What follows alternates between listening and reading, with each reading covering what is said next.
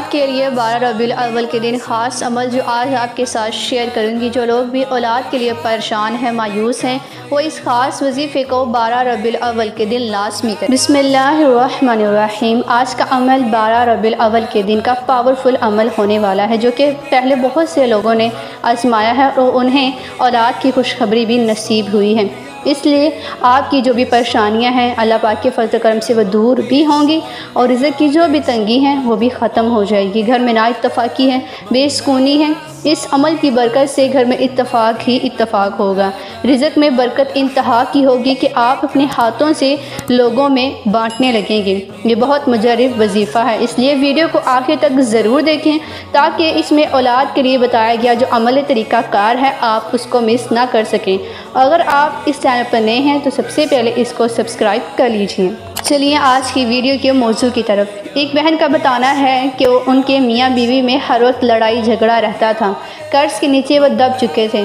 اس سے پہلے 8 سال ان کے گھر میں سکون ہی سکون تھا، لیکن اچانک حالات بگڑ گئے، یعنی کہ اولاد کی نعمت بھی نہیں، اور اس سے اور زیادہ مسئلے مسائل، پریشانیاں اور قرض ان کے سر پر آ گیا۔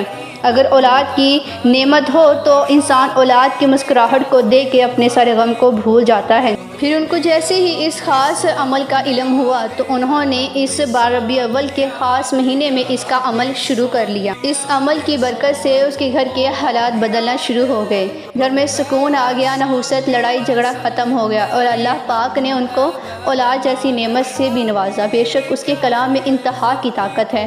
کامل یقین، عقیدے کے ساتھ عمل کیا جائے اور رو رو کے گر گرا کے جب اس ذات سے مانگا جائے تو وہ پاک ذات ضرور نوازتی ہے۔ اب عمل کا جو طریقہ کار ہے وہ بھی سن لیجئے۔ آپ نے ہر نماز کے بعد اول 11 مرتبہ درود پاک اور تسبیح فاطمہ کو ایک بار پڑھنا ہے، جو کہ سب سے افضل تسبیح کہلاتی ہے، اور 100 بار اس اسم مبارک کو پڑھنا ہے، یا غنیو یا غنیو یا اللہ۔ ایک ایک دانے پر آپ نے اس اسم مبارک کو پڑھ کر ایک تسبیح مکمل کرنی ہے۔ پھر آخر میں آپ نے 11 مرتبہ درود پاک کو پڑھ لینا ہے۔ پھر خصوصی طور پر اللہ پاک کی بارگاہ میں اپنی دعاؤں کو، اپنی حاجتوں کو اس کی پاک بارگاہ میں پیش کرنا ہے۔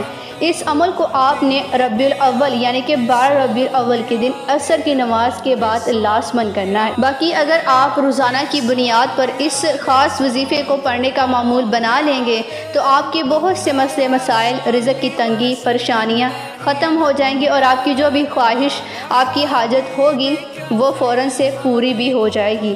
تو اس خاص مہینے میں آنے والی 12 تاریخ یعنی کہ 12 ربیع الاول کو اس عمل کو کرنا مت بھولیں، اور جن لوگوں کو بھی اس وظیفے کی، اس خاص عمل کی ضرورت ہے، ان سب تک صدقہ جاریہ سمجھ کر شیئر کریں۔